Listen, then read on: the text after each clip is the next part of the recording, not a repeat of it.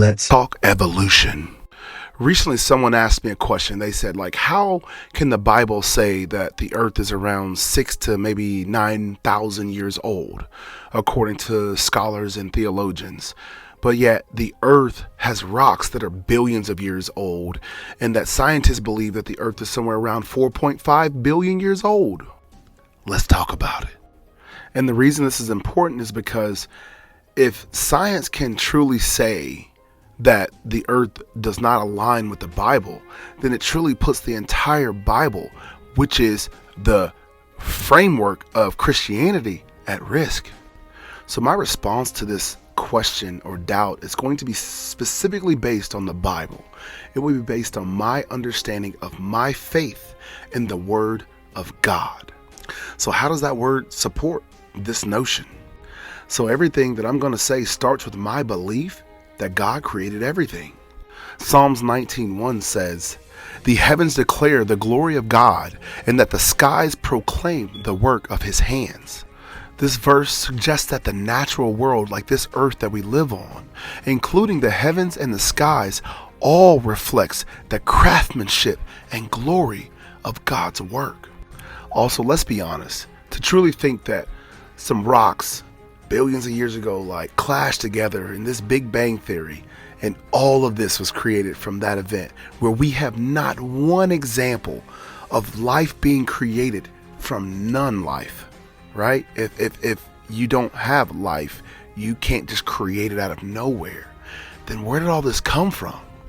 Sounds like God knew that we would think that, and he didn't give us an opportunity for an excuse, because in Romans 1:20 it says, "For since the creation of the world, God's invisible qualities, his eternal power and divine nature have been clearly seen."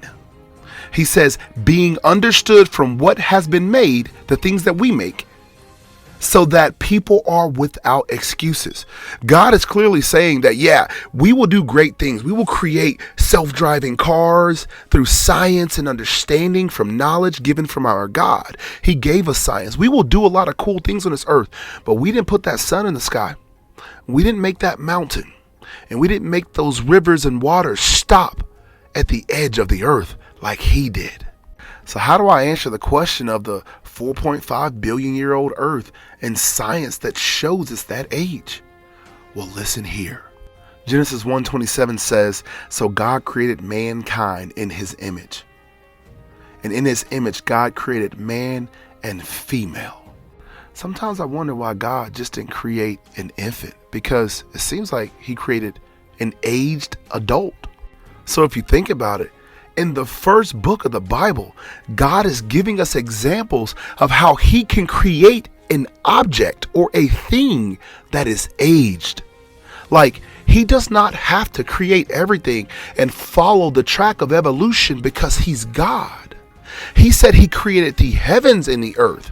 He didn't create an egg or a cell or something that then evolved and then it grew into the heaven and the earth. He created heaven. He created earth. He said, "Let there be light." Boom, sun. "Let there be darkness." Boom, skies and the moon. He created everything in an instant.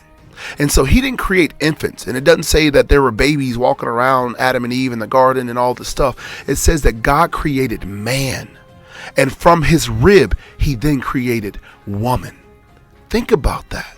He can create things any way he wants, because God knows that when he creates things, he often creates optimal systems that are already working. Another example of this is Jesus' first miracle on earth.